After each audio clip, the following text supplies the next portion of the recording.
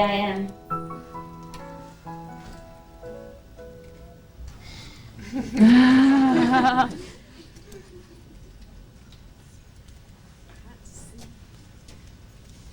Any question?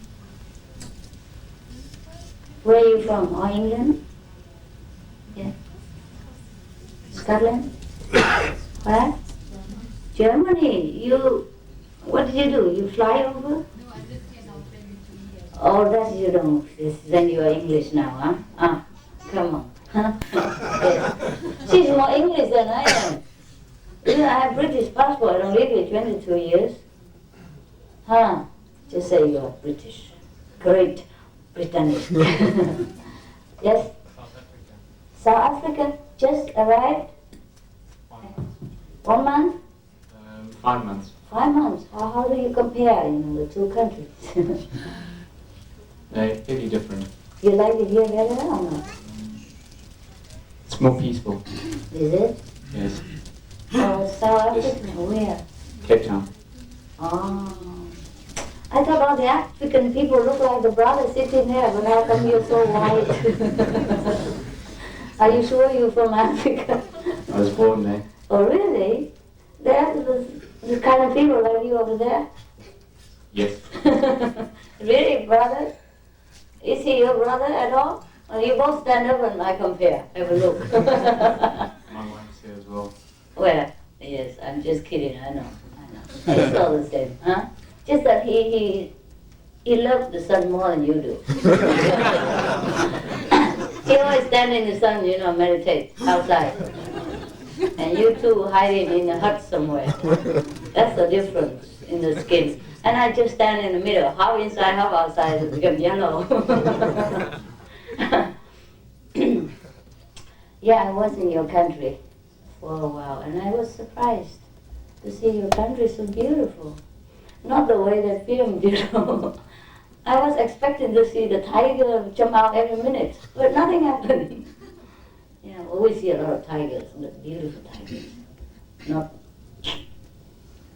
those with blonde hair.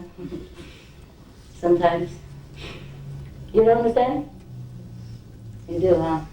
Well, in Asia, they call us women tigers. In case you don't know, I inform you, the honor. Okay? All right. So, you want to ask any question? At one time I felt very light, it was beautiful, the feeling I had. Yes. And it was becoming too strong. I was going, my body was moving, really, and I couldn't control it. So I don't know, I was scared a little bit. I asked the messenger and he said, don't worry, it will pass away. And it passed, it stopped. And now I missed it. I miss it. It doesn't really, it's not the same, and I'm just worried. Oh, I see. What to do? When you had good experience, or whatever experiences, stay cool. Stay cool. Yeah. Otherwise, you complain and then God says, she doesn't want it. All right, take it back. You don't have to have it. Okay? Don't have to ask the messenger about the things that is not harmful to you. As long as you feel light and happy, there should be a good experience. Keep it.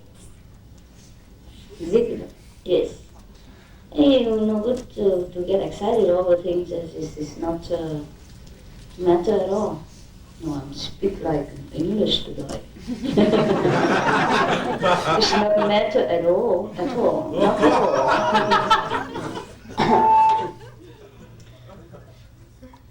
Because sometimes you feel like your body is moving, but it might not be true. Did it really move? Oh, okay. Let it move. It's a good way for losing weight, also. And getting any bad thing about it. Huh? Next time, don't move. Don't ask anybody. Don't say things too much in detail, okay? When we have good experience in our meditation, try to keep it. Even if you tell me or the messenger, sometimes it influences you. Because you talk. You tell your mind, you tell your body, you tell your spirit that, oh, this is scary for me, and then your body listen, your mind listen, your soul listen, and you say, okay, stop it. This girl, she doesn't like it. See what I mean? And that's the whole cells in the body make trouble for you. It just stops. That's how it is. Alright? Because God is inside you. He hears everything that you want. So you better keep it. Or next time if it's too much, then you just pray, okay? If it's pleasant, better don't talk. If it's not pleasant, okay, share it with him. And let him have harmony with it. Sometimes also like this, sometimes like this. If you share the good experience with other people, sometimes they don't like it. Not because they don't like you to have it, they just feel heavy. How come she has it and I don't have it? And the negative energy that she generated, the depressed feeling, the envious vibration that she sent at that time or later on, will also make obstacles for our meditation. That's why the master advised you not to talk about it. Okay? Not that any master is so dictative or so unreasonable. Why? The good thing can't we share, The good thing cannot always be shared. Would you share your husband with somebody else? That's a good thing. No. Also, the good things also depends on people's opinion, And something is good to you, but might not be good to someone else. The flowers for me? Wait, later. Okay. Work first, pleasure later. Thank you anyhow. So that's why we should not talk about our experience. Unless it is very unpleasant and disturbing, then of course we seek the master or the teacher's guidance. If it's good, keep it. Okay. Otherwise you have a lot of obstacles. The more people you tell, the more trouble you invite in. Same with spiritual practice. Is the rule. Is the rule. Once it's registered in the brain something, it will send out signal. Oh, that's no good. That's no good for me. I don't like that she has it better than I do. Similar with all the kind of material possession. If you have a car and the neighbor don't have, they also feel envious of you. And sometimes the agitate atmosphere, also you can feel it. Alright. That's the reason why we don't have the same spiritual experience once we disclosed our best. Okay, all right. You're welcome. But you have it again, okay? Rest, assure. Meditate more often and pray to the inner master. From today you will have it, okay? Not every day, but you will have it the way you did and more, okay? More. That is not the best experience anyhow. So don't worry about it. Okay? Yes, ma'am. Master, I was happy to be able to come and meet you again. Sorry for my English. It's all right. In Paris, we last week in Paris we spoke about the fact to work with therapy of energy. Oh, here you yes, come again. And I would like just to complete. I would like to know if just I teach only. If I don't practice, if I teach only, it will be okay or not. Teach it will be better. Reiki to teach, like? yes. Reiki like the To energy? teach only. Well. And also kind of therapy too. Not only Reiki.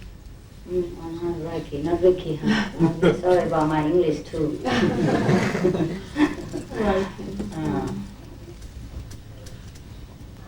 Actually, I should practice my English more. I speak more Chinese all the time. My English is getting worse and worse.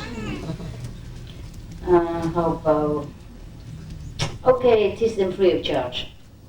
Is that your profession or you Yes, just it's teach? my profession. It's a point. Oh, you have to get paid for that Since a long time. Yes. since a long time.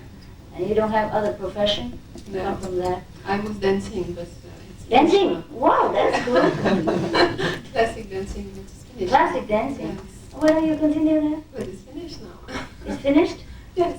What do you mean it's finished? Because it's a long time. I Oh, started. okay, okay. Well, if you have to earn a living, it's all right. Mm. Okay? But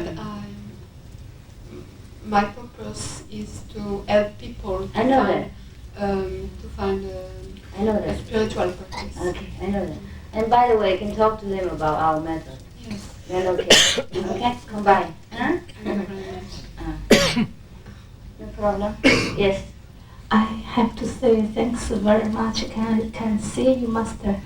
While reading your book 2 years ago, I don't know how I can contact, find more about your book. I just feel that's my whole life I'm waiting for.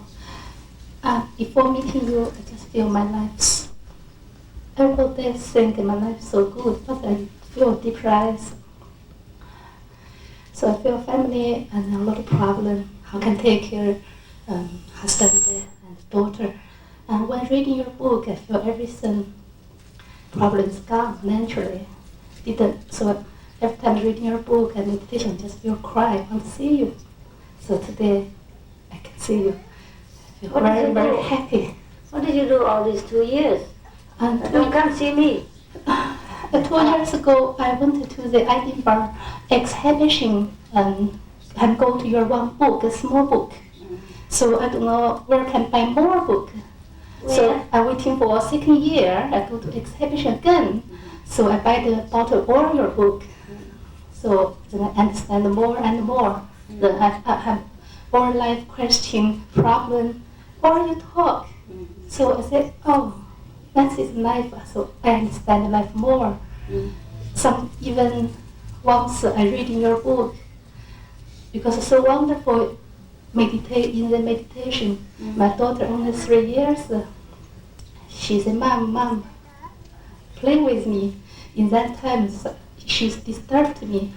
I really want to cure her. I feel I'm guilty. So I said, I shouldn't have children. So I tell myself that. So I come to my mind, and I come back reading your book. Suddenly, your book said one story is. Pakistan or India, one lady, she's a yoga teacher. She, because wonderful in the heaven, failing, she cured her 3 children. So that's the story. I said, that's Master tell me, teaching me how can take care children. Must have patience. She only 3 years. So you teach me a lot of things anyway. Thanks very much. I love it. So now how can I get more patience, everything now. I'm Thanks, more God. happy. I'm also happy for the sake of that kid. So I feel Yours. very thankful for some book.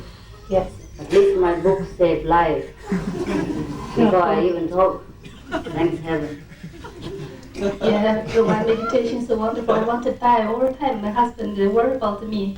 So I said, I tell my friends that she's from Germany, I said, I don't know what should I do. I don't know who I can ask, a lot of questions. I want to go. I want God to take me away.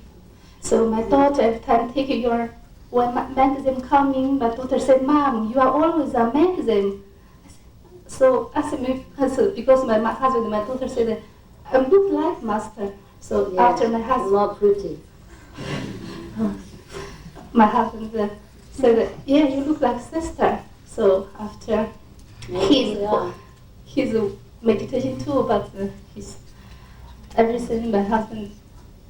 So I feel family, everything's much happier than before. Oh, good. Because his disability, so I was having the patience, how can take care, So after reading your 7, 8 books, so everything, learning a lot.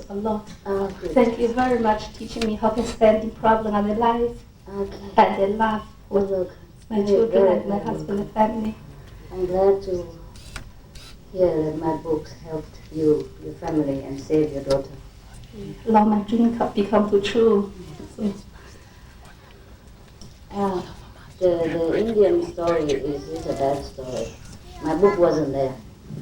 Maybe the lady didn't read my book, that's why. It was just to show us that even though as a spiritual practice, if we do not, introspect ourselves, we could still be very selfish.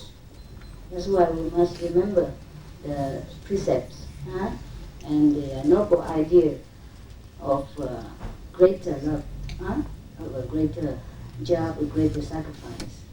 Otherwise, everything disturbs us and we want to destroy immediately, just to free ourselves. But that is not real freedom. Maybe momentarily we're free, but later we're not. Okay? If you kill your child this life, you come back and have 10. And worse than that. So whatever situation we are in now, we better just bear it. Okay? If we cannot try, after all our best, we cannot avoid it, then bear it. Don't try to destroy things or people just to be free. Because we will not be free. Our conscience will bother us the whole life. Many women, they have abortion and things like that. Sometimes even not by choice, because situation forces them. Still they feel very, very painful all their life. But if they have spiritual practice and then they understand, they repent, and then they do something better to cover it, to make up for it, then they feel better. So my advice for some of you who have not been initiated, or the initiate people before, if you have done such thing, like against your conscience, like have abortion or something like that, okay, now forgive yourself. Adopt one, or, to make up for it. Or send money to some orphanage, thing like that. It will ease your pain, all right? And now we know we don't do it again. Yeah. Whatever we make mistake in the past, we don't make it again. And that's very important. Not that mistakes are not bad, as long as you don't do it again. As long as you recognize it and finish with it. Because people say, the saying say, to err is human, to make mistake is human, and to repent is saint. It's not that we are not allowed to make mistake, or not allowed to think bad thoughts sometimes. It's not controllable. But at least we are human, we have brain, we have wisdom. We should know which one is good for us, and we choose always the best one. Because by our choice we can make ourselves more noble, more loving, or less noble, less loving, and make a miserable and useless life out of our existence. So we always have to think before we make a choice. And that's the purpose of keeping the precepts and a vegetarian and all that, because it's reminding us the more noble choice that we should make. Okay? Otherwise we can do anything we want with our life. Even if police catch us or don't catch us, it's not the question. Okay. More? But I cannot believe that you are so beautiful. How can you have such a terrible thought before? Can't believe it. What kind of angel are you? No, this just to show you that even such a sweet and beautiful lady like that can be forced by pressure, by circumstance, into a very negative being, So that's why we have to always take care that we don't let the situation and the pressure trouble us. You know what I mean? We have to always know where to go and what to do. Even though under pressure, we still have to know something, have to know, because we have wisdom. That's why we have to practice meditation. Not that after meditation you will never think bad or do a bad thing again. You still think because of the habit, but at least you have the wisdom to control. To know which choice is best, is the noblest and the most human, the most saintly for us to make. All right. Karma, situation, pressure are terrible on human soul. We struggle to survive in this kind of pressurized society and atmosphere. We always have to keep ourselves together, huh? Otherwise we can break down anytime and forget our noble purpose. Yes, madam? Hello, Master. Thank you very much for coming to see us. I've waited a long time, it seems. I How wanted to ask you, at least 2 months. Oh, wow. It seems long, huh? All right. I wanted to ask you a question about dairy foods, how we're allowed to drink milk and eat cheese, when my personal feeling is that animals are very exploited in this country. Their cows are made to go into calf more frequently than is natural. Is that right? Yeah, and then the male calves are probably killed because they want to keep more females in calf to get more milk, and things of that nature that go on, and also the hormones that are injected to make the cows calve more frequently. And the fact that if we're going to eat cheese, it should be a non-animal rennet cheese. Yes. And whether or not people are actually aware of that, or I just feel concerned that it seems to be okay to drink milk and eat cheese, but really it's more than that. Yes, I agree with you. Okay. But then again, all the farmers, they need also to survive. Either you love the farmer or you love the cows. Every choice we make is a demanding price. Anyhow, there are I heard some story like that. I myself have not seen. But myself, I hardly eat any cheese or any milk. I don't have the need for that. Sometimes when I'm in England, I drink tea with milk or something like that. Otherwise, even the taste of the milk are very repulsive to me. Yeah. Yes. Well, I feel the same about it, and I guess it's probably more a personal preference than Yes. anything But else. do the cows suffer during the milking process? Do they suffer? During the milking Well, I process? don't think they suffer during the milking, but I think they suffer from having unnatural drugs to make them go into being able to produce more milk. Oh, is that right? Well, that you have to talk to your government. Right. If it's harmful to the cows or harmful to human beings, and you have to talk to the concerned society or concerned authority. If the government allows it, it might be harmless. Huh? Because they eat also, the Prime Minister and all that. So I don't think he allows, or the government allows things to go into their stomach. That is no good for you.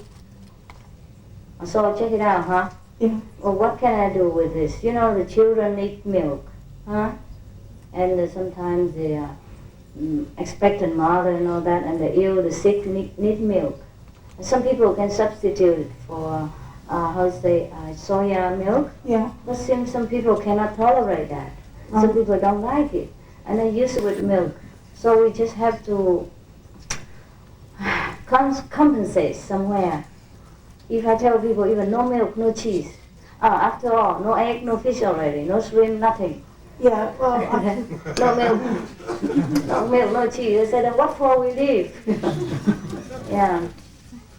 It's not advisable to drink milk, it's not recommended, but it's all right to let people drink milk, all right? okay. Yes. Thank you. You're welcome. They already sacrifice a lot. And, yes, just more. When I finish, you ask. Although I forget what I want to say now. What was it before? Where were we? Cheese or milk? Oh yeah, okay. People like the practitioner, like the yogis, they already sacrifice a lot. Everything already. Nah? And then if you don't even allow them to drink milk, what shall they do? Sometimes they're ill, they cannot take food, huh? And the milk is very nutritious to them. It's good that you already stay away from eggs and all that, huh? If the cow produce the milk, under some very trying circumstances, God will look after them. All right? God will compensate for them in the afterlife. They might become human next. So they have to go through a little suffer in order to earn a little merit. So put it that way and let them do their job. Sometimes we feel too sympathetic for people, too much sympathy for people, but that doesn't do them good either. You know what I mean? Like some people like, I don't know what, sometimes people have to do something, huh? And you look, it's so hard and so trying for them, but actually it's good for them. It trains their spirit, trains their mind, trains their body. And they grow up by that, yeah? So actually, we should not be too fanatic about everything in life. Otherwise, I tell you what, vegetable also have feeling, huh? And then what shall we do? After initiation, we all starve and die. Huh? And don't breathe either, you know, because in the air we have beings, you know, invisible virus and bacteria. You kill them all when you breathe them in.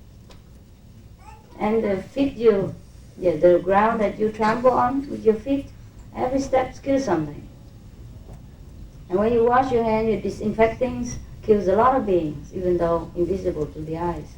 So what shall we both do? We go to the Himalaya, froze ourselves, and say goodbye.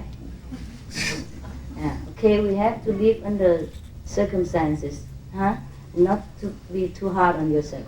It's okay if you don't drink milk, I agree too. But if people have to drink milk or like to drink milk, I also agree. It's up to you. Or you drink soya milk, okay? Satisfied? Good. Hello, Master. Thank you for coming to England. Hello. Before I was initiated, I used to do breathing exercises, and they used to help me Hatha to yoga? concentrate. No, pranayama. Pranayama, yeah. Yeah. With visualization and affirmations. Yes. And they used to help me a lot. And since initiation, I've been told that they're detrimental to spiritual practice. And I'd like you to explain why that would be, because I felt that they were really helping me. You can do a few deep breathing exercise. That should be enough. Because everything that takes your concentration somewhere else except the wisdom eye is harmful to you. It's detrimental to your spiritual practice. You are trying hard now to get back the concentration at where it belongs, at the seat of the soul. And if it wander to the nostril or to the throat or to even down lower level of chakras, then it's a waste of time for you. You just now try half an hour sweating like mad to concentrate on the wisdom eye, and half minutes later you concentrate again at the nostril, and tomorrow you bring it up again, and you're confusing yourself. Understand? Very difficult to bring our attention to the wisdom eye already. Just used to calm my mind before starting. You can do some exercise and breathing normally. You know, like breathing, a few deep breaths, it's all right. But don't concentrate on that breath, all right? I mean, because it is material still. It is not permanent. I've also been asked to ask you if you're going to stay for a group meditation tomorrow, maybe. Tomorrow? Maybe. I beg your pardon, but I don't think I should. Okay, I was just asked. But thank you so much for invitation. What time is it tomorrow? Morning? I think What time? It's afternoon. At noon? Afternoon. Afternoon, what time? It's 1 to 5. 1 o'clock? But to 5? it's a routine. It's a routine group meditation. In Why don't each you center. make it early in the mornings? Because people are already here anyhow. Yes, Huh? yes, no You problem. make it before noon? Yes. If I can make it, then I can only make it before noon. Okay, no problem. If it's afternoon, impossible. Okay. I already delayed many days just to wait for you. I could have told you, okay, come Thursday, come Friday, for my convenience. I can demand that, but I did not. I sympathize too much with people, sometimes at my own expense. So if I delay one more time, I don't know what's going to happen. Because sometimes delay one more day, 2 more days, it costs me a lot. not money only. Money is a small matter. I can earn, but sometimes cost me a lot of trouble. The karma, the situation, I don't know what, the complication, everything will come. Because I interfere. You know what I mean? I deliberately stay for you. Hmm? Bless you. Bless you. Thank you. Thank you very much. I do make this decision often, but that doesn't mean it's easy for me. I don't mean the money or flight ticket, nothing like that. You have no idea what it's like when I do not escape in time, how much I have to undergo. But never mind, it's always worth it. Huh? It's always worth it. Okay. I cannot go into detail, it's too much for me. Yes, lady first. Okay. I just want to say thank you for putting a smile on my face. You make me very happy. Oh, really? I was very miserable before, but Oh. now I can smile. Why? Just feel happy now. I'll just cry now. Yes, cry, honey, cry. Thank you for everything that you've done for me, Master. Oh, you have to thank yourself for bringing yourself this kind of gift of life. Thank yourself for being so wise to choose this kind of noble, practice. Thanking yourself for, Thank God for letting me help you. Thank God for putting you on this earth and helping us all. Yes, we do that sometimes. We do go here and do something. I love you. Thank you. I accept that.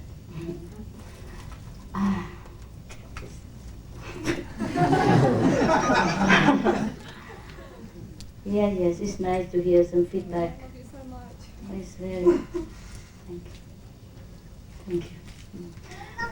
It's very nice and encouraging for me always to hear some feedback, even though sometimes I do not allow it for the reason that we don't have time, for other people with more urgent information or urgent question. The people who are already happy, I normally just cut them short. Say, okay, that's enough. What's the question? Not because I don't like you to talk. It's just that sometimes I think the people are already happy. Let them. Then it's okay. I don't have to worry about them. Just the people who are in trouble. Then I should know. That's all. Okay. But it's really nice every time to hear some feedback, like just the sister now. That even my book saved her daughter's life. I think that at least save her life too. If she kills the daughter, both of them finished. Huh? Maybe some more tragic come after that. And husband involved and all that, so make a lot of misery for many people, not just her daughter and herself. And so like hearing from you like this is really encouraging for me. Otherwise sometimes if I lost touch with you and I'm under heavy pressure and karma, I don't know the purpose of my work anymore. I thought, what for am I doing this? It look like they don't go anywhere, they don't improve. But most of the people that work next to me, they do not improve. They get into some kind of sometimes petty thinking, like jealousy or, you know what I mean, criticism or whatever. They just drag into the karma. And all the negative comes out so that I can cleanse them quicker. Of course the people who are next to me, I have to take care. But this is pretty heavy. I'd rather just meet you once in a while like this, all smiling and, I don't care what you do and let the society wash you. Then you can blame your boss for being terrible to you. And you can blame your colleague for being so jealous of you, blaming your husband for being lousy to you, blaming anything except me. And if you're around me, I'm the only one you can blame because I'm the only one that has to clean you. Not like in the society, when you work in a company, many people can help me to clean you. Many instruments, many things, your friends, your policeman, anything. The doctor, the nurse, everything could clean you. They share the work, they share the work. So one day you cleansed by the boss, the next day you cleansed by the secretary, and the next day you cleaned by the husband, and the next day you clean by your children even, or the next day you clean by the shopkeeper, and the next you clean by the police. So you never know. You have variety, and you do not blame these people. Of course you blame them and you get mad at them too, but you have never suspicion that is your karma is cleansing. But when you're next to me, I'm the only one that have to do all the dirty work. So it sounds a lot, it's a lot, and it's terrible and it's heavy. So that's why. But where are we going now? Yeah. And that's why sometimes it's depressing me too, you know, because I also have to do a lot of cleansing job and very exhausting sometimes. But I need staff members, you know, I need people who work for me. And I do not know what they carry with them. They don't only carry with them goodwill and fine intention, noble purpose, but they carry with them a whole loads of garbage, which they don't intend to put down right away before my door. They take with them. Sometimes treasure them even, don't want to let go. And poor me alone. Have to do the job of 10 people sometime in one day. Suppose you're going to be cleansed by 10 persons in one day. First the police, second the doctor, next one the nurse, they have the purpose. But if in one day you're only with me, I have to do it 10 times. Or maybe concentrate in one time, but it's a heavy blow. It's like boom, you know, thunderstorm. And it makes both of us exhausted. I have to use the whole strength of energy. And you have to use your whole faith, whole strength of faith, wisdom, devotion, patience, whatever, to withstand this. And then gone. But that's pretty heavy for me. And for the person next to me too. That's why it blasts both of us out, you know. And sometimes, in that case, sometimes I wonder, oh God, can I even do this? Because the person will begin to blame me. And they begin to hate me, at least complain, resent, yeah, and send all kind of obstruction and negative energy towards me. And then I get more and more sick after that. And then my mind also weak and body weak, and then I wonder if I really have people at all. Because sometimes I only see the people next to me, you know, whatever negative, positive, I only see them. They're the reflection of my work. And if I see them lousy, bad, and I have no faith in my work sometimes. You know, the mind begins to think, oh, what is the use of you teaching people? Look at this guy. He's so lousy. He's with you 5 years, nothing, help him. You know what I mean? So it's very nice always to hear some feedback from you. Also nice for the initiates. They also have the same, and also they have encouragement. Huh? Or if the one who doesn't have it yet, okay, have more faith. Ah, yes, it helps her. It must help me too. Some new one. So I thank you so much. I really need it today. Anything else? When we hear this, you suffer pain, you sometimes say you're not healthy, and we the new initiates, to us, you are our mother. What can we do to give back for you to have something to feed on and get positive energy and healing and all these things that we get from you? Thank you so much. Okay, just your nice thoughts is already healing. Yes, yes. Well, even if I'm not a master, the physical body gets sick sometimes, so do not worry, okay? I'm pretty strong actually for my age. And also for the pressure that I have, and for the, for the pace of work that I do, so fast and so demanding and so hectic sometimes, and I'm pretty strong.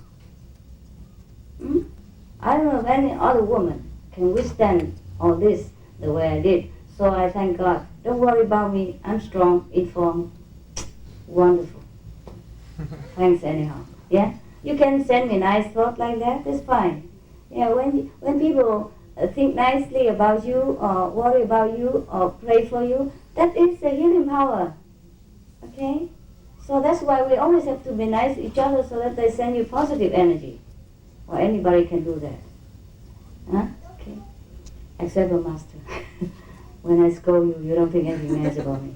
That's definite. But I don't blame you. I don't blame you. Just it lessens your merit a little, that's all. Instead of you completely receive it, you spill out a little. Huh? If you get mad at me, you have maybe 20% discount of the merit, so you have only 8%, 80%. But if you completely understand and accept it as a blessing in disguise and thank the master power, then you get 100%. So it's up to you really. It's not that you cannot get mad at me or resent me. Just the more you resent, the less you receive. It's some waste. Yeah, that's all. Hey, brother, your turn. Yeah, thank you, Master, for being here. You know, waited a long time to see you, and you know you're here, and start watching the video. You know, but for real. Oh, do I look different? You look the same, you know. You look the same, but Same. yeah, different clothes, but you're the same, you I know. thought I'm a pretty outsider. That's what they told me. But never listen to the disciple anyhow. They always say the same stuff. I stopped believing them long time ago. Okay. Just like your mother always say your daughter is beautiful, you know? Her daughter is the most beautiful. Always the same. Yeah, I like your realistic view. When you have other masters, there's a romantic kind of view painted on them, like they don't feel pain, or you know everything's graceful, everything's blissful. But you talk about your pain, you know, you relate to others, and I really thank you for that because I'm just honest. You bring the truth home, you know, and I'm really grateful for that. I swear to God, I always be truthful. That's what it is. You don't romanticize about mastership, you know. I tell you, it's the hardest job in the universe. It's okay, you don't even understand it. I tell you, you understand, but you don't realize it anyhow. So it's all right. I have pain, I have pleasure, I have everything that you have, except that I know them for what they are. I value them or use them for specific purposes, instead of letting them control me or drag me down. That's all. That's the purpose of all of us when we practice the wisdom, so that we can choose what is better for us and for the people around us. Not that I became a master and all my passion, anul? Huh? Finished? No. That's just like talking about Buddha statue, you know. Okay, next. Yeah, you all right? Thank you. You finished? Okay, front. Are you finished? Oh, yes, you have. Thank you, Master. Yes. My wife was initiated 3 years and 9 months ago. When I talked to her by international call yesterday, say I will be initiated today. Oh. She cried immediately. Why is that? So happy? She waited for so much time, so long. Oh, yeah? 3 years and 9 months. You have been very bargaining, huh? next year, huh? Oh, good for her. Good for you. Yes. But you take your time to consider, you know, make sure that the path you follow is correct, and then that you will keep it later. Sometimes people jump so fast and then go out fast. Actually, that's why I told my wife, and my son also was enlisted last year in Taiwan. So my whole family, actually, we already a holy family now. Congratulations. Don't tell anybody. And actually, I have a question because normally, especially during winter, there are quite some homeless people on the street. Yes. So we would like to show our sharing with them. So sometimes we give them money, or sometimes we give them some others. Yes. But sometimes apparently they just need the money to go to the pub to have a cup of drink. At that time, if I think that normally his attention is that, I will not give him money. If I have something instead, like a bag of bread or cookies or sweets, and I just pass to them. Yeah, fine. But the problem is there are so many homeless people on the street. I will not prepare a lot of bags like Santa Claus. You know? Yes. So what you recommend we should do? Well, how about instead of carrying bags of bread, carry bags of rice? No, it's the same. You give what you want. It be spontaneous. I always prepare some money in my pocket. Whenever I see a homeless, just give him a bunch. I don't care what he does with it. It's his problem. Well, if he take my money to go and drink, at least he won't spend the next money from a next donation for drink. Then he has something to eat next time. Okay? So I sacrifice my money for his drink, and the next one give him money, he will go and have meal. If he's want to drink and then nobody give him, the next money he will drink only. Then he get more worse, more cold. All right? Thank you very much. But it's up to you, of course. You have to give to whomever you feel good about it. So when I give, I don't think.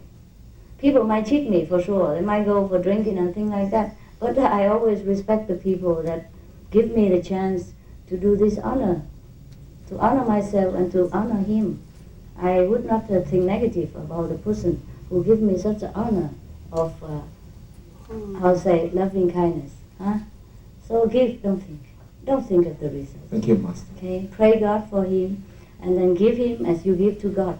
Yeah? And God does whatever God wants with God's money. Okay? Yeah, can, no problem. Yeah, okay. Next one.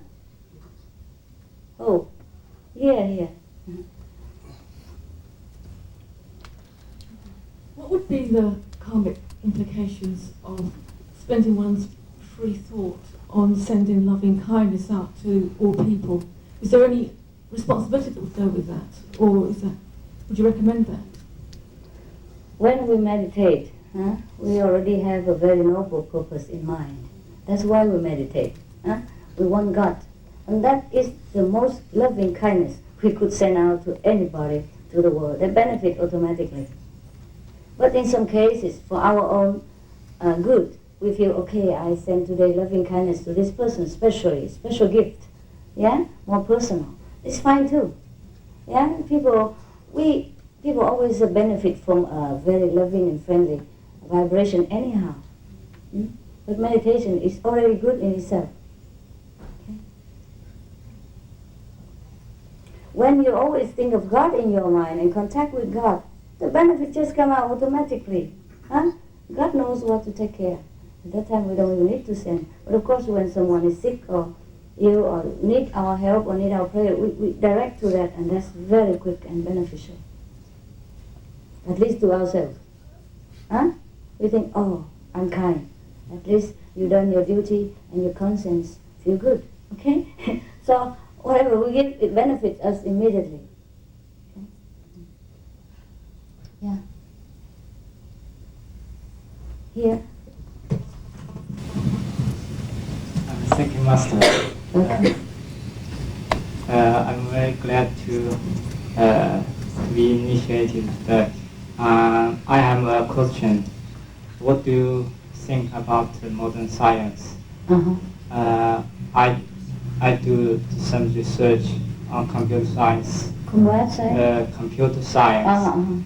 I found nowadays many people do the work, do research in the academic. It's games, just the games.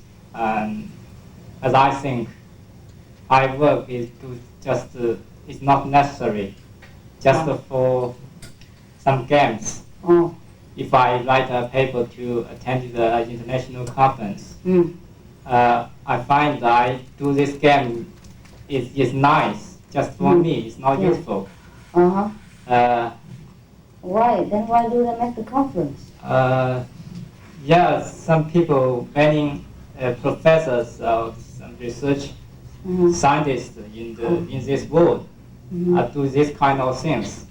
I have met many some very famous professor scientists in UK. Yes. Yeah. Well, they are doing their job. Why you say useless? They don't, or they are also confused. They don't know what to do in the future.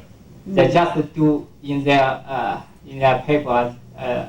I do this. It's very interesting. I will first persuade himself. It's interesting, and then persuade some other people. It's interesting.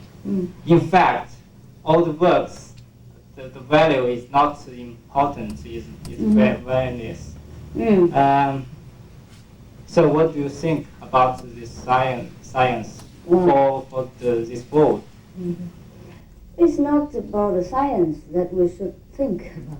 It's about the individual who operate on science and didn't do it completely or thoroughly, okay? That's the individual's problem. It has nothing to do with science. Science are vast, and we, of course, should pursue and research a lot of things for the benefit of mankind. But if some people choose not to do it, or just do a little short while for the sake of having a PhD, well, that's their choice. Yeah, people can choose to be more noble, more dedicated, or choose to be just, ignorant and selfish. What can we do about it? But that's not science. That's the individual quality. Okay. Yes. The program is all these works. All the people. Yeah. For example, for the education for the young people nowadays, many students study more. Spend more time on study some science. Maybe these things are not useful. Comparing with the spiritual life, these things, if this world is not good, we should go to high level. Yes, that's right. All this work people are doing every day is not valuable. Okay, I understand. Yes. I understand. No, don't be fanatic.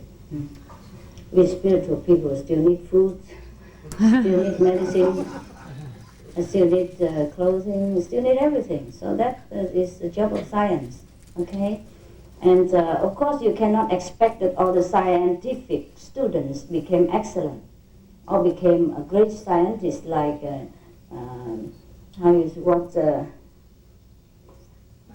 Einstein.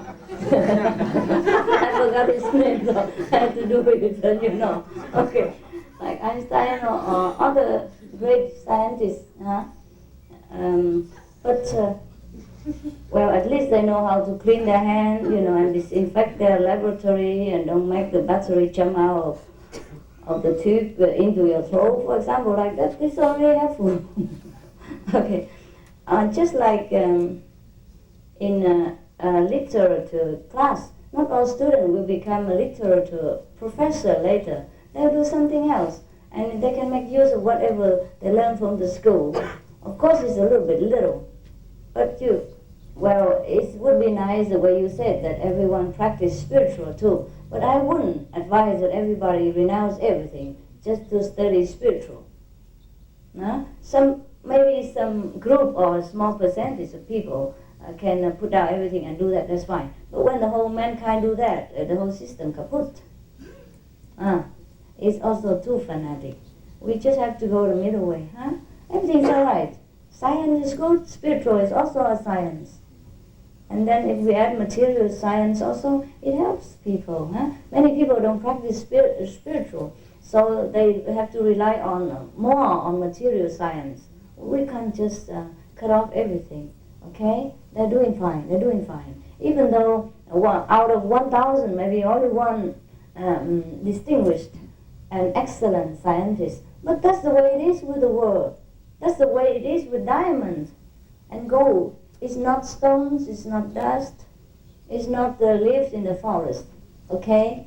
So get what you can and don't criticize. All right. Next one, where was it? Hello, Master. Could you talk about the difference of ego and the self-confidence? Different ego and self-confidence? The difference between ego and self-confidence. Okay. Self-confidence is that you know what you are and what you have. Ego is that you don't know anything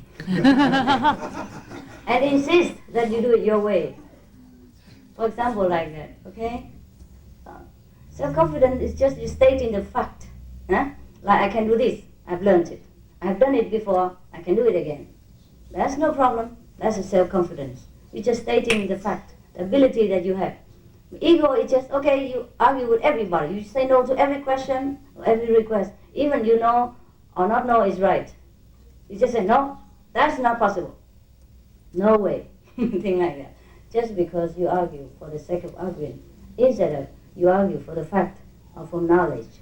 You understand what I mean? For the benefit of others or just for the fairness of the argument. And that is self-confidence. You talk about what you know. You guarantee what you can. But ego is just very troublesome, troublemaker. he just deny everything, even the good things, and damage everything, even when he doesn't know how beneficial that thing is. Just insist on being right all the time, or most of the time, despite any fact, any, any fact, any benefit, you understand, of the knowledge. You just think you're the best when you're really not. You just think you know everything. You proclaim that you know everything when you don't. For example, like that. Okay, that's the ego. All right, next. The Christian and Buddhist monks and the Buddhist nuns have the head shaved, and the Christian nuns have the haircut. Oh, the haircut. Hidden. They cut their hair short too. Yeah, no, hide it. they Yes, hide okay, it. okay. And so I You want to know why? yes. Do you know why? Anybody knows why? Why I have to be the one who knows everything? That's really bad for my ego. Okay, but since we don't have time, so you're too shy, I just do the bad job. Huh? Get the bad reputation of the one who knows everything. Like this. It's a tradition. Alright? In India, when you want to renounce the word, even just 1 day, 2 days, that's allowed. And then just to symbol your renunciation, the teacher or the one who is responsible for that ceremony will shave your head. Oh no, shave your hair. But afterward you grow it back again. Or even after you became a monk and become a monk permanently, you still can continue to grow your hair after just that one time shaved. But some monks never shave their hair. They don't care. The Indian monks are truly understanding more. They don't care your head long or your hair long or your hair short. They know the spirit of monkhood. Okay, maybe that's why the Christian, do not have to shave the hair. Why should you? The Christian follow Jesus. You see, a Christian and Jesus have long hair. See, that's why they keep it that way. And the Buddha has no hair. No, he shaved the head. You see. And all his monks shave the head. So they follow Buddhism in that time of a period when people shave their head to symbolize renunciation. So they just follow the teacher, sometimes blindly. I don't know what's wisdom got to do with the hair. But it's just tradition, okay? And sometimes people do not understand the true tradition, so they force people to shave the hair all the time. Or sometimes people shave it and feel cool, so they shave it all the time. Actually, in India, one time only, to symbolize renunciation. And you can do it as often as you want, every time you want to renounce the world for a few days, or a few weeks, or a few months, few years, whatever. It's not compulsory that you have to follow the monkhood the whole of your life. Never. And it's not compulsory that you have to leave your hair shaved the whole of your life. Never. You can do it if you want. But in India, things are very flexible, open-minded, and broad. Everybody happy. Most of the monks are happy. They don't bother about hair. Some monks they leave their hair so long that when they walk, it's trail around them, behind them like a train. Yeah, yeah, and they put sometimes cow waste to mat their hair together, so the fleas don't breathe in their hair, and they never wash their hair, and that's their kind of renunciation. And some of the Sikhs renunciate before they had to leave their hair long, even the men, and have a chignon, a turban, no, not turban, an onion on top of your head, a bunch. Yeah, a bunch on top of your head. Oh, that's their renunciation. And the Sikh have to grow beard as well, not woman. Okay, don't worry. Grow beard. That's their renunciation. For example, it just symbolizes their school of thought, and people look at them and know, this one belongs to Buddhist. It was the idea in the old time. But when the Buddha died already, whether you belong to him or not makes no use to you anymore. You have to find another school, the living school of Buddhism, to study. Whether you want to shave your hair or not, it makes no difference. As you already know, it's proven to you, after initiation. Hello, Master. Oh, you're from France? No, England. England? Yes. Oh, last time I saw you in France. Same beard, same hair, same mustache. Okay, go on. I don't know if this is an appropriate place to ask this No. question. What? Why not?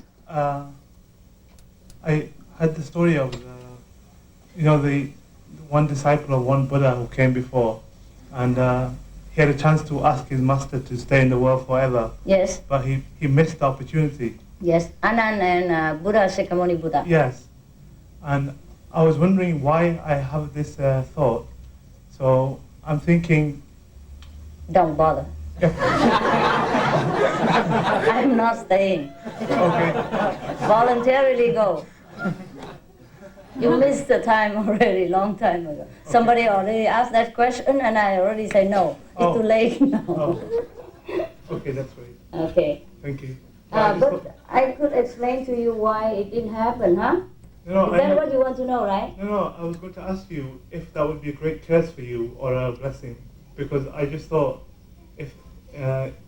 For you or for the disciple? No, for the people of the world after, because we are already blessed people here. Uh-huh. So I thought maybe if this...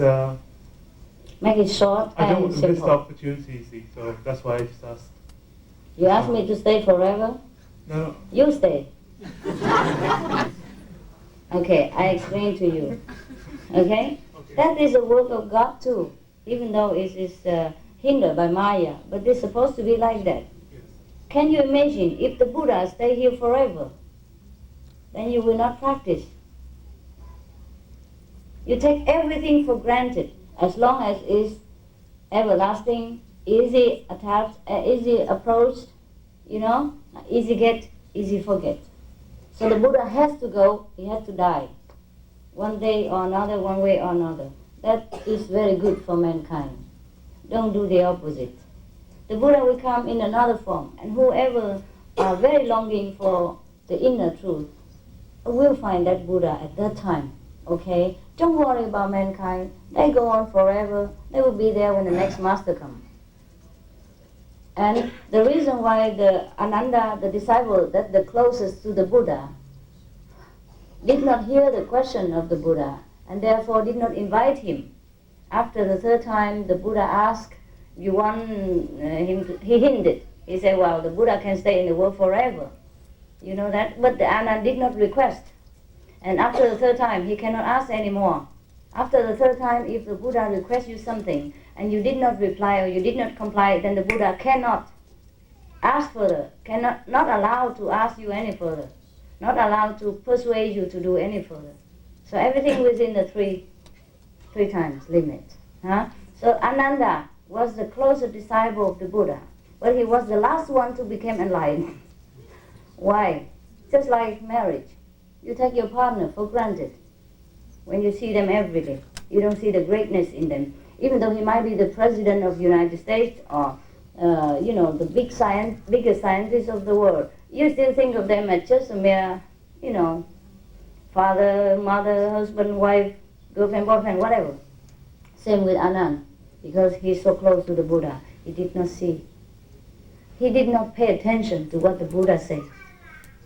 Sometimes he's not attentive. So the great moment came when the Buddha hinted that he could stay in the world forever. Anand missed it and never come back that opportunity again. So the Buddha had to go. But that's good. Don't blame Anand and don't feel sorry for the Buddha. That's good for the Buddha. First, you don't suffer long. It's good for mankind because mankind will have longing. They also know that the Buddha has come and the Buddha has to go one day or another. So they have to search. They have to treasure the presence of the Buddha when the Buddha is still alive. So that's very good for mankind. Don't blame the Maya either. Don't ask any masters to stay too long. It's not necessary. All right? You're welcome. Master is inside you. If a master go, another one will come. Always.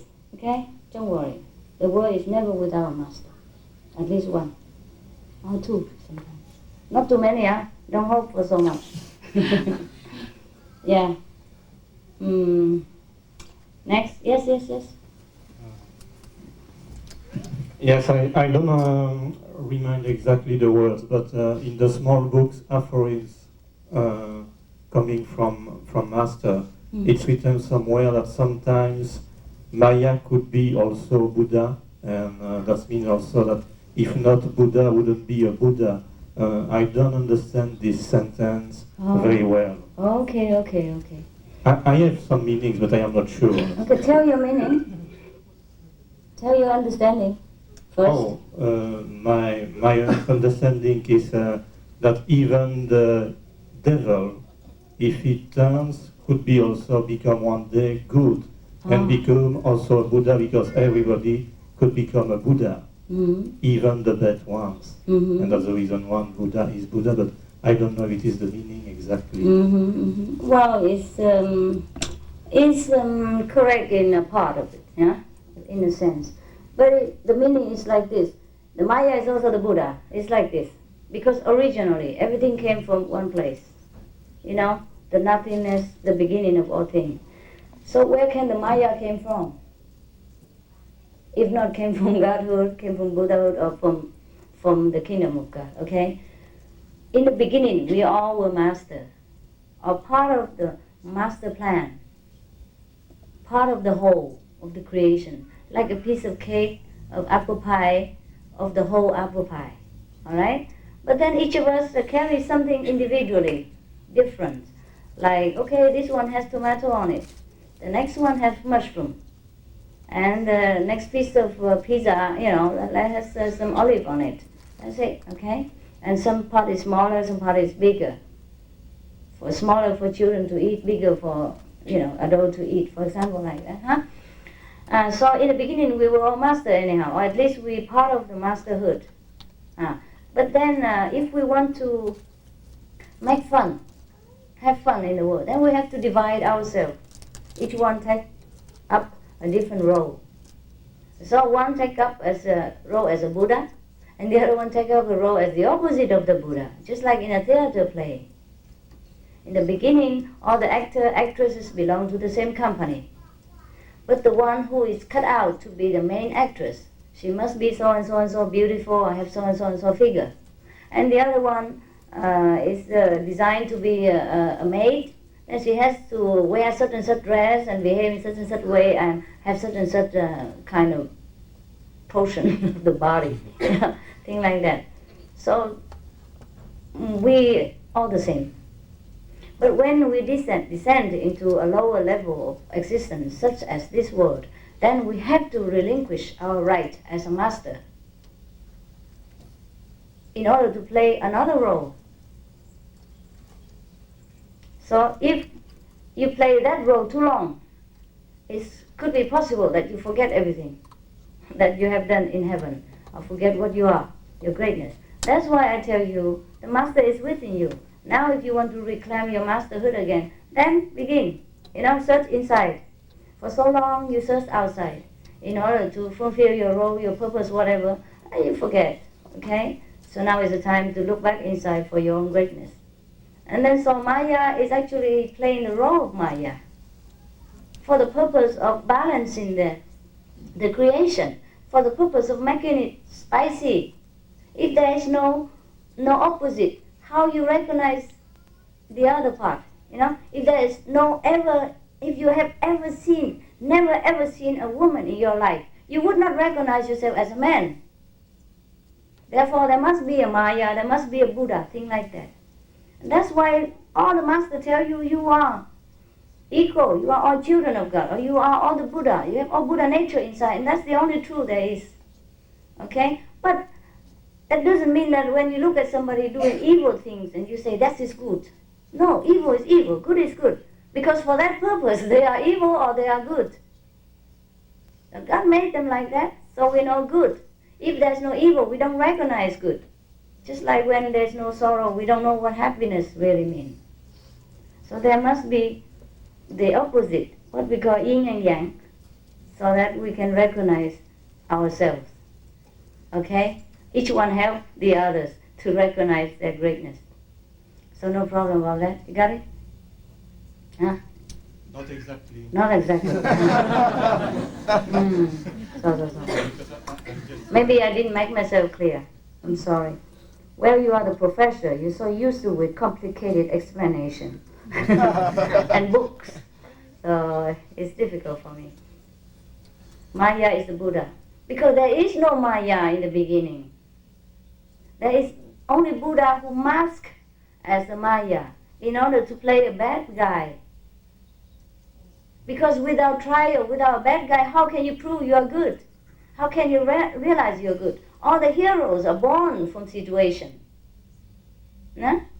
All the medicine and all that things that came from sickness. If there's no sickness, there's no great doctor, no great medicine, no great discovery. If there's no need for light and industry and like that, we have no discovery of electricity. Okay, there is just a purpose of badness in order so that everyone can recognize what goodness is and keep on to it. Okay? But the bad one has done that, has masked himself as a bad for that purpose. So that you be great. So that you know, oh, this is bad, I should not do this. I have to keep on with the good one. Okay? Because you compare, you say, oh, this is really bad. This is good. Because if you don't have a bad one to compare, you don't know. Okay, you lost your direction and the purpose. So there must be a Maya. But there are the Buddha who mask behind the Maya. Got it or not? Yes. Oh, good. Bless you. Bless you, bless you. Next one is abstract, you know, and it's very difficult to understand. That I know. But I'm very proud of you that as a professor of your age, as a great university in Belgium, and you have practiced humility enough to ask me this question and to even admit it when you did not understand. I really appreciate that. Okay? Thank you, Master, for sharing time with us. I've been practicing just convenient methods several months. Yes. And I have not been initiated, I'm afraid. Me too. I'm afraid for you. So what now? If I can see, if I see any sound or light. Oh, if you see any sound or hear any light, right? Then how can I recognize or judge whether it is true or false? Okay. When you close your eyes, all right, and you close it with a band, you know, like as a blinder, huh? And if it's all dark, right? It's all dark at that time. Then you know what do you call it? The blindfold. Blindfold, not blind. Blindfold. It's made like when you go to the airplane, they have them, huh? Very light. Not that you band yourself with a bandage, you know. And then you close it. It's all dark. And suddenly the light flash. Or there's a point of light, you know, moving, and then you concentrate on that. Then at least, then you know, okay? How about sounds then? Sound, you don't have it yet, honey. You're not into the sound yet. The sound comes later with the initiation. So it has to be the light first? Because you are just a beginner. So you have not committed yourself, you know, by your vegetarian diet or by your own decision. Therefore, we just give you a taste. Okay? Don't ask for everything when you pay all your half. To be honest, actually, I think I hear sound. Good, then good.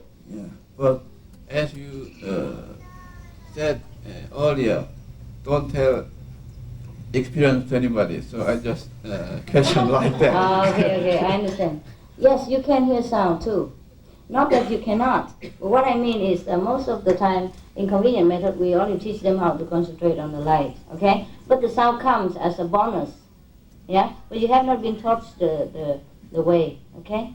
So, but the sound I hear, I don't have any confidence whether it is true or false. That is my trouble. Well, then get initiation and then get confirmed. Yeah. Okay, thank you. Okay. We can't just spill all the secret for you when you don't want to even. Huh? Commit yourself. Huh? Understand? Thank you. Next, please. Hello, Master. Thank you for making this video possible. Where are you? Okay. As you've just said, when we close our eye, blindfold, with light blind cover our eyes, and the point, the light, we then will show up. And Does it show up? The point of light. When we you should be when when you we put the blindfold blindfold, ourselves. yes. Yes. Yeah. Okay. Yes. And I have been following that light, but it's only after about 5 to 10 minutes I feel myself spinning very severely, and then that prevents me from continue. And in the beginning, I thought that was just being a new initiate. I haven't got used to, I'm not used to meditating, but because it becomes so severe that meditation is no longer possible. And then take off the blindfold. See what happens. Okay? You don't have to always blindfold yourself. I didn't say you have to do that. No, I tried, and then. Oh, you mean the electric one? And the later stage. No, at the later stage I meditate without blindfolding or anything to cover my eyes. But, and then the spinning comes strong. Okay, you concentrate on the wisdom mind beside the 5 names. Let it spin. Let it spin. Yeah. No problem. Well, when it gets too intense or you get headache or dizzy, then maybe you rest for a while and continue again. Then make meditation a very difficult thing to do. Why? Because the sense of spinning and spinning to a point where you feel yourself become very ill and really and sick actually physically vomit. You can see sick. Yeah, that kind of spinning. Sickness? Yes. This is just your imagination. Okay? A lot of people spin around and they don't get any sickness. Now, you know when your soul, your inner being, get out of yourself and you go in a very fast speed. Yes. Then you might feel like you are a little bit spinning and dizzy, but you get used to it. Don't pay attention on the sensation of the body. That's in the initiation we told you. Don't ignore it. Just concentrate on your job. Huh? You don't spin anywhere. At least you just sit on the carpet and on the cushion. If you spin, you only spin around, about half a meter square. Huh? Spins too. Huh? Any other question? Please, can you you have tell to bear it Master? until you go up, okay? Yes? Can I have some question? Oh, sure, please. Does our attitude towards to death has always got to be serious? The death? Yes. Talk about death? Yeah. Then? Attitude to death. Attitude forward to death. Towards death. Towards. What towards kind of attitude the death. we should have toward death? Does it have to be serious? Does it have to be serious, or can you laugh in? Well, it depends on how you want to go. You can But go no, laughing. it is question for any death, for doctor, for which doctor has situation, yes. for own death, for everything. I know what you mean. Like you mean the doctor when they see death every day, right? How should they feel, right? Huh? Not only doctor, own death as well. Should we be serious about this or not? Oh, you speak what kind of language? I mean, German? Yes. German? No, it is difficult. What kind of German? What kind of language? No, it is Russian, right? Yes, I'm speaking Okay, Russian. then forget it. Okay. For Russian, it is very important, more than anybody else. I now. haven't gone so far yet. Okay. What you mean is how do we feel about death, right? How Yes. should we look at it, huh? No, why is our attitude serious towards death? Not everybody is. I'm not. What will be important very much, right? You know. Important for you, life, not death. Live while you are alive. And death, when it comes, you can't do anything about it, whether you're serious or not serious. No use. Huh? Enjoy your life while it lasts. That's what I can tell you. There's no death actually, just a change of the body. You feel great after death. Yeah, greater than this now. A practitioner, they don't feel fed up about life, but they like death better. How long do you feel great for? Huh? How long do you feel great for? For how long? For how long? For as long as you die. For as long as you don't come back to this physical body, you feel great. You're in heaven. You're in freedom. You're in bliss. You never lack anything at all.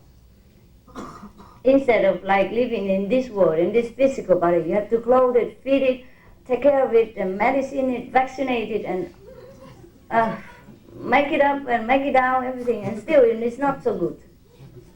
But in the body after death is very light, very shining, very leger. You can go anywhere you like in an instant without, like that, without needing a helicopter or booking in the train ticket and all that. Go through custom and searching all over, yeah. So you will love it after death, I guarantee. Okay, this means you should love him. Ha ha, yes.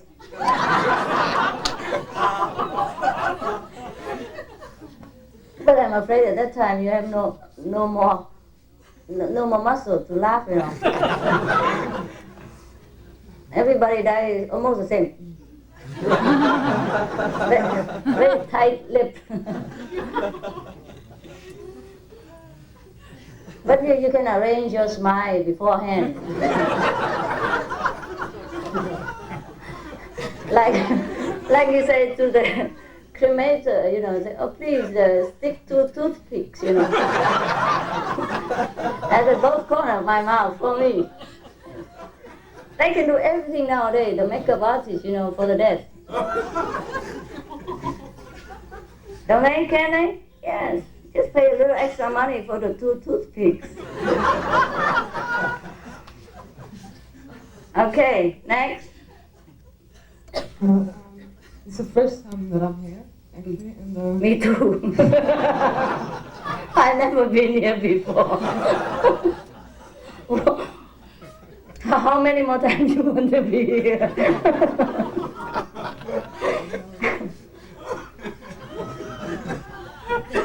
I'd like to ask you about an experience I had a couple of years ago. Yes. And actually, I went through a very, very difficult time for my life. And I came out of this time, and after a couple of months, I talked to my cousin about it, and she was very much into meditation at that time as well.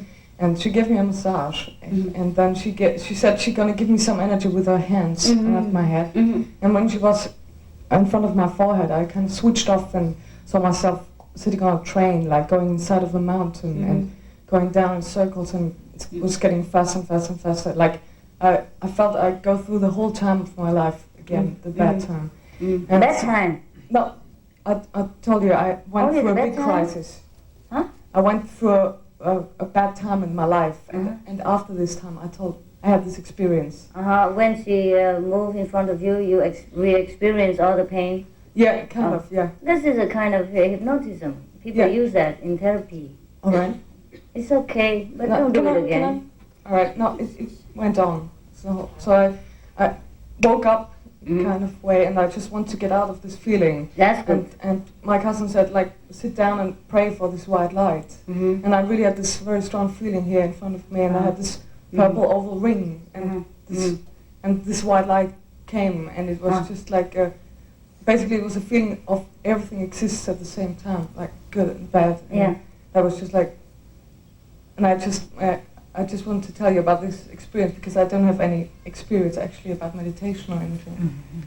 So you want to go back to that kind of painful past experience again? No. That's what you call experience? No, the experience I think about is this white light actually. The white light, the white light will come. Yeah. When you let go of the past, black light. Okay? Yeah. Let go of the attachment for the past experience and let go of the expectation. So when you expect, your mind is occupied with thinking like, okay, I want to have that again, and da da da da.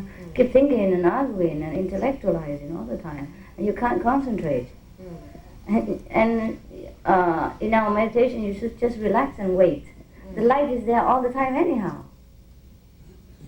Just make sure you're awake when it comes. That's all. The white light is, you know, the third level. Anyhow, it's not big deal. But you have reached the third level at that time. You came back down again. So now you climb up, or you already passed your, maybe now in the dark tunnel, the fourth.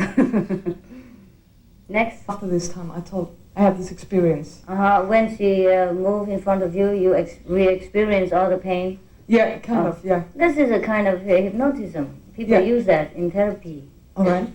It's okay, but don't do it again. All right, no, it went on. So I woke up kind of way, and I just want to get out of this feeling. That's good. And my cousin said, like, sit down and pray for this white light. And I really had this very strong feeling here in front of me, and I had this purple oval ring, and this white light came, and it was just like basically it was a feeling of everything exists at the same time, like good and bad. And I was just like, and I just want to tell you about this experience because I don't have any experience actually about meditation or anything. So you want to go back to that kind of painful past experience again? No. That's what you call experience? No, the experience I think about is this white light actually. The white light, the white light will come. Yeah. When you let go of the past black light. Okay? Let go of the attachment for the past experience and let go of the expectation. So when you expect, your mind is occupied with thinking like, okay, I want to have that again, Keep thinking and arguing and intellectualizing all the time, and you can't concentrate. And in our meditation, you should just relax and wait. The light is there all the time anyhow. Just make sure you're awake when it comes. That's all. The white light is, you know, the third level. Anyhow, it's not big deal. But you have reached the third level at that time. You came back down again. So now you climb up, or you already passed your, maybe now in the dark tunnel, the fourth. Next. People tend to travel in their sleep at times and find that they return back very, very fast, causing them concern, which perhaps stops other people from repeating the experience as well. Can you perhaps elaborate on this for us? Travel, liquid time? Yeah, you were asleep, but you've gone elsewhere at the time. So? Why you feel about that? No, it's the coming back. You know, sometimes you come down too fast, you're falling too fast. You still here? Yes, absolutely. So? So there's no problem there. I don't see any. Do you? No, none. All right. Thank you. Welcome. Some people like that kind of experience, you know. They go to a theme park, and spin themselves voluntarily and had to pay for it even. And you got it free. You'll be happy. Oh, gosh. Anything else? Be brave, okay? Don't be like a scared rat. Anything scares you. Spinning scare you, go fast scare you, go slow scare you, don't go scare you, go scare you. What can I do with all of you? Everyone individually must experience different kind of, I would say, heavenly encounter, huh? And take what's yours is. Be brave. You're going into the unknown. You go into the beyond. You go beyond this world, beyond the touch and see and smell and that kind of world. So be prepared. Go faster if you can. No problem. You worry about everything that is really non-existence. Huh? When I heard about people like falling fast or spinning all that, I see them all very stable here and still look rosy. Nothing happened. Just in the spirit you feel like that. But the body is all right. Don't worry about the body. Even if the body has to go, let it be. Don't you want to die? You told me you want to go home. Huh? So the sooner the better.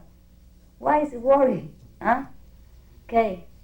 If you're so worried, next time wear the helmet and bandage all over. So if you fall fast, or take insurance. Dear Master, when I meditation, I've got a lot of power in my body. I feel sometimes I don't know what I should do. I go running. Yeah? So powerful, you feel energized, right? Yeah, I feel so strong. I know. And your book said, I'm married, I got a husband, but no much sex. What? What? I don't know how can spend the energy sometimes. Yeah, don't explain. Just enjoy. Other questions. So when reading Master book, I feel your book like high story book. Granny's some very old high story person writing the book. So logical, wisdom, logical. So when I saw you today, you look like a younger girl. Thank you. So lovely. I feel I want to kiss you, like that. Like that. Repeat it again, please. just give passion, feel you're so lovely. Sometimes. So you say you Sometimes are. I am. Everybody. You're surprised, huh? Everybody respect you. I think it's same me feeling probably everybody in here. So do you get passion? If people love you, what should you do? Then you're pretty and you're younger. Then you are master. You are famous in the world. And if what?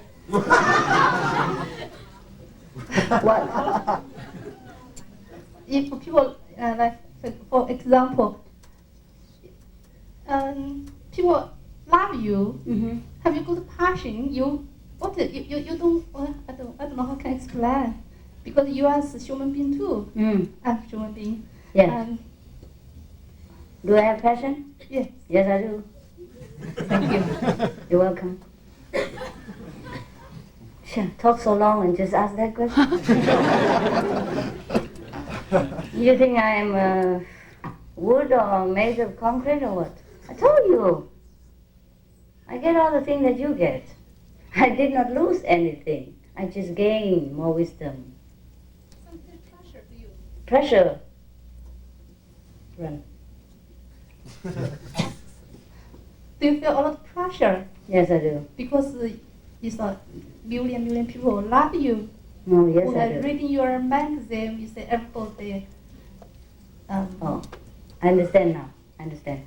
You mean you expect that I'm very old, wrinkled? I do have some, but not that much yet. And belly and all that.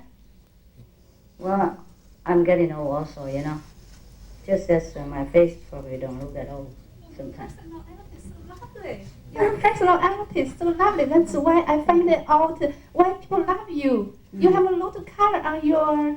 No, it depends on what kind. Depends on what kind. Yes. I understand. I tell you. Straight. If the love is a kind of a general love, and respect, with no condition imposed, no expectation on me, then it's very, very beautiful. It's very harmonious and very blissful for me. It's a blessing. But if there is a kind of selfish love imposed upon me, then I feel pressure very much. Once my friends of mine, Annette, she's a Germanese, so we just discussed it. We don't know when we can see you in us life, because life is very short. So we talked about go to Taiwan. She said she have idea go to Taiwan. She said go to see Master. I said maybe Master don't want to see us. She said doesn't matter. We sitting in corner. Master every day Master passed her house. So we think about this a few weeks ago. Spy secret plan. Just want to see you. Okay. So we see you today. Oh, so you didn't carry out your spying plan? Okay. Yeah. Many people do that. They just jump on me from nowhere and scare me sometimes. So do you get pressure? I do. Yeah. Well, I don't want to talk about that, but sometimes people get very possessive and very funny. They love me almost physically, and it's sometimes very, of course, pressing for me, very pressurizing for me. Yeah, so she won't do that way. I said, maybe give you pressure because master don't get free. Everybody love you, want to see you, or want to around you, listen to you, so you know any time for yourself. Do you? I sneak out for TV and movies. That's why when I reading magazine, always worry about you. I like Anna said, we worry about you. Don't worry. A lot. Okay. A lot. Thank you so much. Don't worry. I'm supposed to bring you happiness, not worry. Okay? I can take care of myself. I'm strong. I am down sometimes, but that's just a way of life. You can't just have always up. Huh? It's okay. And when I'm in pain, I scream, and when I'm happy, I laugh. Just take it as it comes. Huh? No problem. God will never let me out of breath for too long. He'll give me an oxygen mask. When I nearly die, he said, okay, here, get it.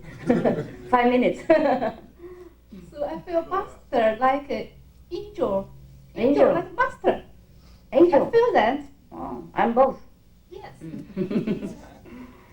Actually, when we practice, we become more young, energetic, and uplifted. And when people are uplifted and positive, they look younger, more lovely. Everybody likes uplifted person. Nobody likes miserable and uptight personalities. That's all, okay? And most of the time when I'm with you, I'm very happy because I'm honoring my, I'm honored by doing the job that's assigned to me. And when I see your lovely face, your, loving glance, and your satisfactory smile of seeing me, then I cannot be miserable, or I cannot think of any sadness anymore. So most of the time when you see me, talk to you, you always see me, I'm very happy and smiling. And that makes me look younger and more lovely, like every of you. Alright? It's just natural. Okay. That's the question. Thank you for the compliments anyhow. I'm getting pretty old now, don't tell anybody, okay? That's why I stopped having birthdays for so long. Birthday party. No, it's a different reason. Different reason. We might begin to have birthday parties soon. Again, why not, huh? For your benefit. You like it so much. They keep requesting me all the time. Okay. Oh, I'm sweating.